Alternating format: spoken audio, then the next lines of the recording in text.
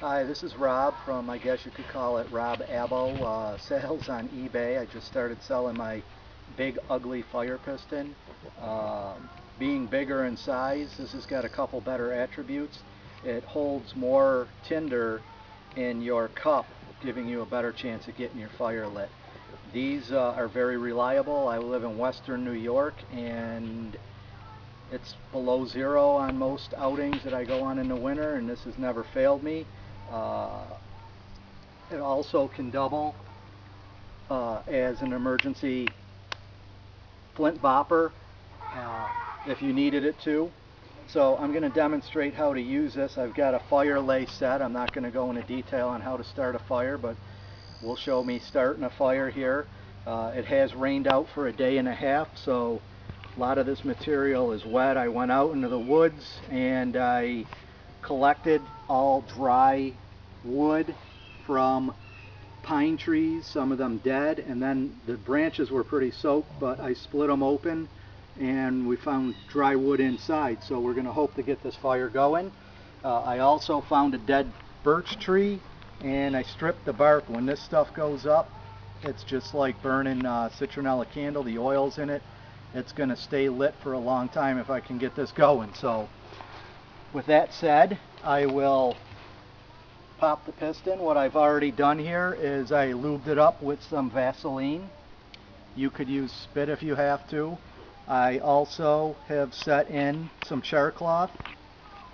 You just get it into the main piston. I get down on my hands and knees because I like to stay close to where I'm going to make the fire. And you need to pound this really hard and as fast as you can, because my first attempts I did not get this going, and then out of pure frustration I just hit it as hard as I could and it started. So let's get going here. It might be a little hard to see the ember in the sunlight, but let me pick this up here. I don't know if we can get the ember is going, so you'll see that for sure in a minute.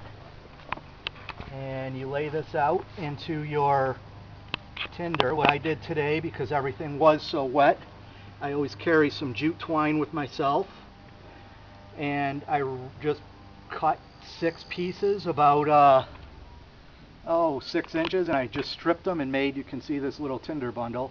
It's always good to carry a little bit of jute twine. So let's see if I can get this going now. As you can see, the fire piston works.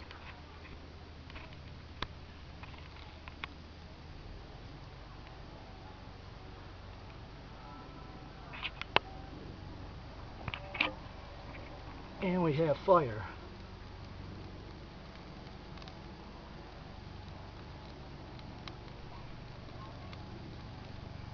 Again, my magic trick in the wet is to find some birch bark. It starts whether it's wet or not. And we got a lot of smoke going there, so I'm just going to start piling on little bits. Now again, this wood is very, very wet, so I'm hoping we got enough of the bark in there to dry it out. What we're going to do with this fire is, you can see my copper mucket there. I'm going to boil up some tea in a little bit, and hopefully we're going to do another video once I get this really going on how to make the char cloth so you can be self-sufficient. The tin that I put in the kits is able to make the char cloth for you. And again, this is Rob from Robabo Sales. I hope you enjoyed this little tutorial and it helps you out in your purchase of a fire piston. Thank you.